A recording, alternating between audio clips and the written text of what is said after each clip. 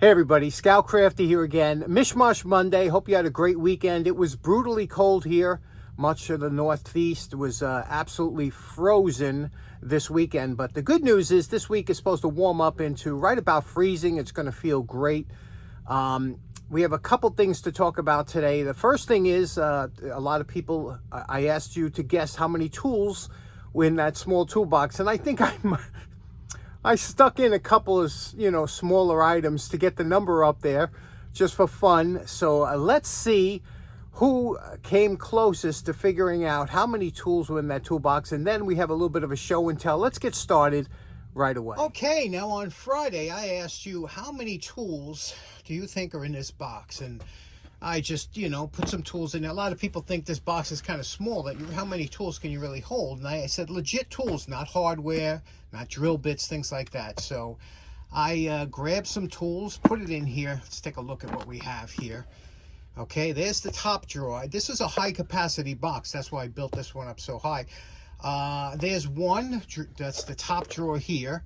And there's the bottom. How many tools are in here? Let me show you. Okay, in the top drawer, that was only the top little compartment here. There were 44 tools, okay? There were 10 ignition wrenches that were Imperial, 10 metric. These were my father's ignition wrenches, the 8 of them. A set of hex keys, 8, and magnet, inspection mirror, 4-channel lock, 2 screwdrivers. 44 tools in just the top tray. And here were all the tools in the bottom. Now, I could have fished out I have a bunch of small micro tools, and I could have really kicked up the number, but I just picked tools that were on my bench and tools I use often. Right here, what was in the bottom box of the box was 40. There are 40 tools here. We have punches, we have full-size tools over here, screwdrivers, pliers, scissors, so 40 tools. So that's a total of 84 tools that were in the box. Now, I'm pretty excited to see who's going to guess 84 tools. Now, nobody guessed the number, but the closest one was David Finn, who guessed 85 tools. He was only one off. Congratulations, David. Good guess. Okay, real quick, I wanted to share this with you. This was something that my father gave me, one of the first things that my dad gave me that was his when he was younger. And I cherished this thing. I found it upstairs. I thought I would just throw it out there.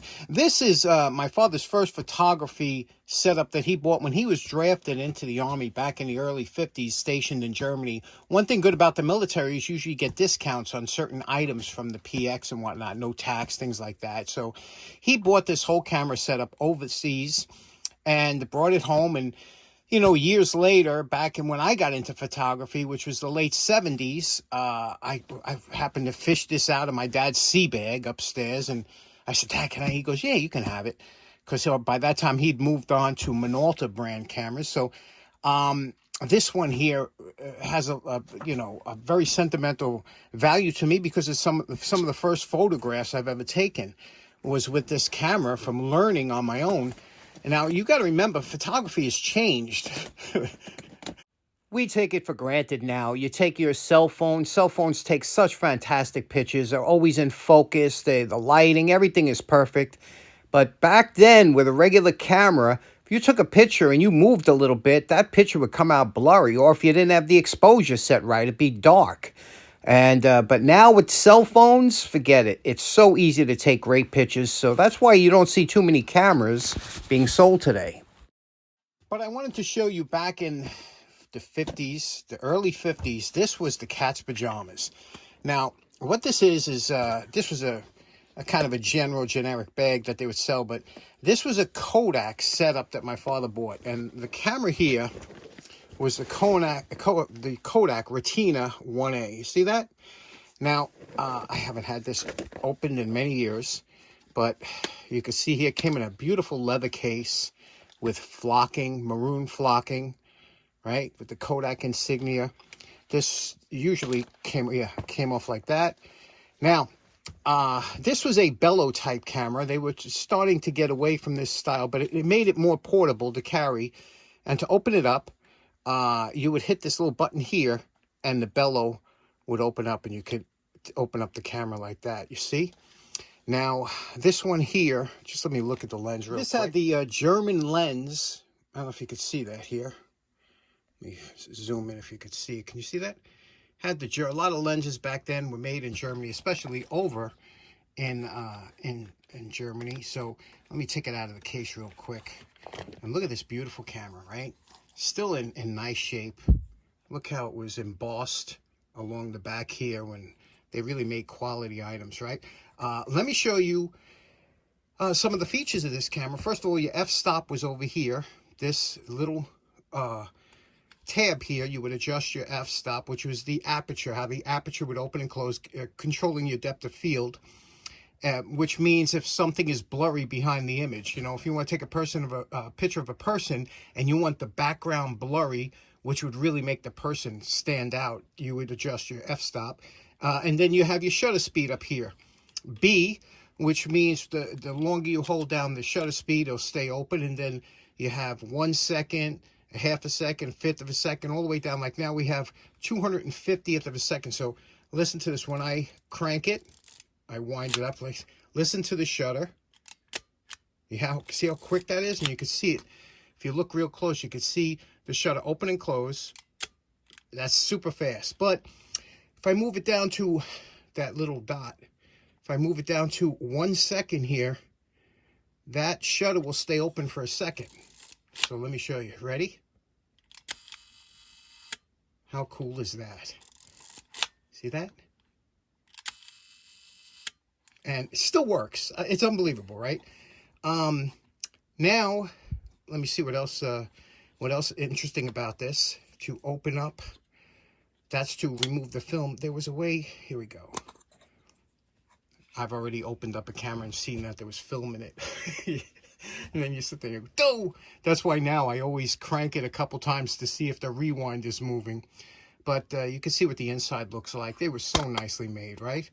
And yeah, the bellows, and it had some accessories that came with it that I wanted to talk about, which when I was a kid, I thought it was the coolest thing ever. Let me show you in this bag that he gave me, all the cool things that he got. Now, here are the accessories that were in the bag, and just think about being a kid when you're 16, 17, you're just learning photography. This was the coolest thing ever. This is how I learned photography, through the Kodak Retina book.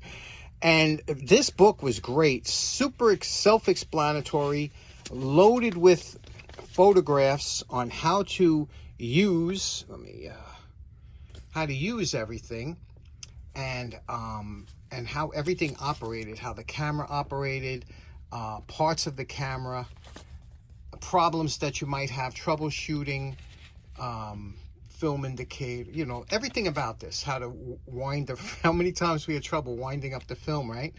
You would, and then here's a exploded view here of everything that it had. Boy, when they used to make instruction manuals, you didn't just toss them, you would actually read them. Didn't have a lot of useless information. Everything was in that small book right there. Let me show you some of the cool accessories here. First of all, the light meter, something you don't see anymore. But this was a meter that would help you get your exposure right. There was a little lens here that photovoltaic, what's the name? And then the needle would go up and down and show you your f-stop according to your depth of field. But these would kind of crap out after a while. They wouldn't work. There's something in there that over time they just go kaput. So you don't buy these used on eBay, that's for sure, because they usually don't work. So that, and then we have, here's another type. This one here was another type. This one here is a manual. This would go on top here. They call this a shoe. Okay, there was a shoe, and the later models had a little dot in the middle called a hotspot, and that's how you would put your flash on there. But this was before the hotspot. This was just the shoe, and you could put accessories like this onto there, you know, to get your exposure right. Or if you wanted to put a flash or something like that, would go on there. But you had to run your flash with a cable, and here is the flash that came with it. See, the flash had a cable that would plug into the side of the camera, and it would synchronize the shutter with the flash. And all the flash was, check this out, how nicely this is made. Look at that. All simple, right? And you would put your batteries in. In this case, they used C-cells, so you would put your 3 C-cell batteries in there like that, and then you would put your flash into here, and it used a flash bulb. I know some of you older guys are sitting there going, holy cow, flash bulb. What's inside there is like steel wool. And when the contact, when you push this in here, it was almost like an automobile. Remember the automobiles had this? You would push this in like that. Now, when the two contacts were made, the shutter would connect that center pole with the outer pole, it would trigger the flash, and it would go poof. And sometimes they would pop. Usually they didn't. And then you had to wait a second because they were hot, and you push this button on top, and it would pop out the flash bulb. But again, flash bulbs, you don't see them too much anymore. This took a 5B, and this accessory, let me show you how it Now, this is what your camera would look like for night photography or indoor photography. Remember, you needed a lot of light to shoot indoors, so you needed a flash. There, the bulb was attached. It had an L bracket that went onto the flash unit and screwed onto here. They all had 1/4x20 threads, and there you go. And then you plugged it into here. That little cord plugged right into this area here. And when you wanted to shoot flash, there was usually a setting on here for shooting flash, and then and that's how you would trigger it. And very interesting, right? Now, to me, the accessories were half the fun of this. Now, there were all kinds of lens filters that were in here too. This was the actual lens filter here. This was a yellow. Okay, you would take this like this, and you could screw this right onto the front here, and you would have a yellow lens over whatever you were shooting. And they had different colors. We had blue. You can get different colors for that. So I used to shoot in different colors. You know, it was black and white sometimes, and you would get a different effect by using a yellow, almost like a contrast. This was a hood that you could screw onto here, and it would give you that effect of having, you know, if you were shooting in sunlight, you didn't want the sunlight hitting your lens. All kinds of accessories. Here was something I thought was really interesting. Film used to come in these canisters here, these aluminum canisters. You can see it says Kodak embossed on the side. But look at that. For years, we had tons of these around, but then they went to plastic, and you remember those. They were around during the 60s and 70s for years, but these used to have, that's where you kept your 30, and the color indicated the type of film, whether it was Ektachrome or Kodachrome, you're shooting daylight or whatever. So that was interesting. Another interesting gadget that used to drive me crazy. Check this out. Auto Nips 4, right? Auto Nips 4, made in Germany. You know, look at this. When I was a kid, I was like, oh, look, there's the instructions. All the instructions here. This was the cat's pajamas. This is a manual automatic trigger. You know how we have this setting? You would do this. You would turn this like this. And then when you want to take your picture, you would hit this. And listen, can you hear it? Right? And watch. This little thing would protrude and snap the picture. How cool is that? Can you hear it? So when this dot got to the top, it would take the picture. And it's just all mechanical. Geez, this thing must have been a marvel engineering to make that. But that would screw onto here, inside here, and that's how it would take the picture.